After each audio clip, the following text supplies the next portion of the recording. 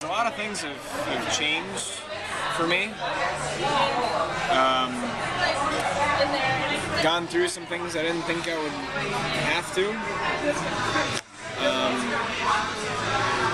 I'm no longer in high school and I have a job.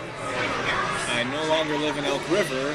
Instead, I live in a tiny U of M apartment with this Azerbaijani student named Asif, who's really cool. Now I'm planning for the medium term, 6 months or so.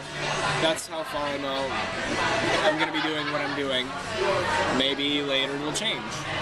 I've been reading a lot of travel narratives, strangers in a foreign place, basically, and I've been trying to learn something from that so I can write one of two, or well, maybe both. One would be to write a travel narrative, travel around the country, write a travel narrative about it. Pretty simple. The other one would be more of a practical guide, and that would be basically traveling on a paper-thin budget, a copper-thin budget, traveling on pennies. I don't know. Titles are the last thing to come up with. I haven't seen that many books that are actually practical about it. You know, they'll say, "Oh, plan your trip in advance." Well, sure, but I want practical advice.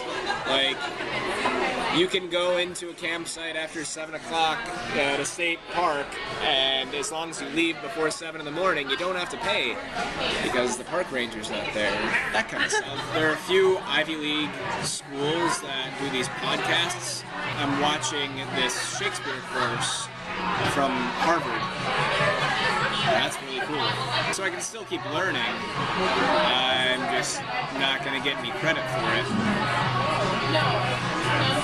Heaven forfend, I should learn without someone giving me a piece of paper to tell me that I accomplished something. I have learned from other people and from others at Omegas. It was much more experiential learning. Whenever you hear other people's opinions, it affects your own. Always. 100% of the time it affects your own. It either modifies them or fortifies them. It always affects what you think if someone gives you an opinion. So yeah, I've learned something. I hate using the word I grew. That's BS.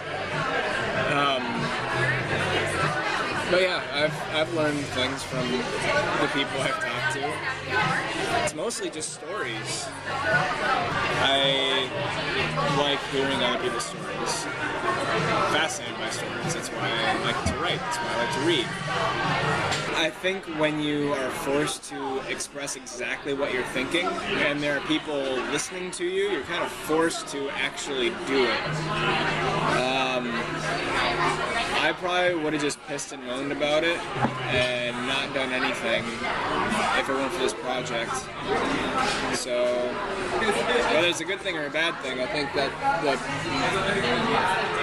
Ed said Omega did have something to do with me actually, you know, leaving my hometown, leaving school, leaving basically everything. It's a scary thing, but I like it.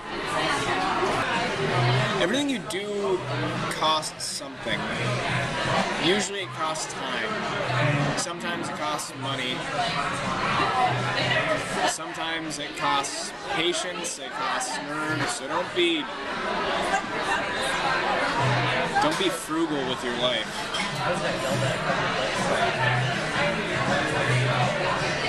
Take a risk.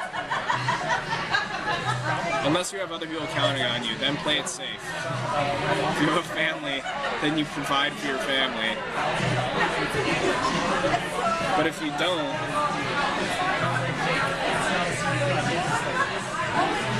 live too cautiously.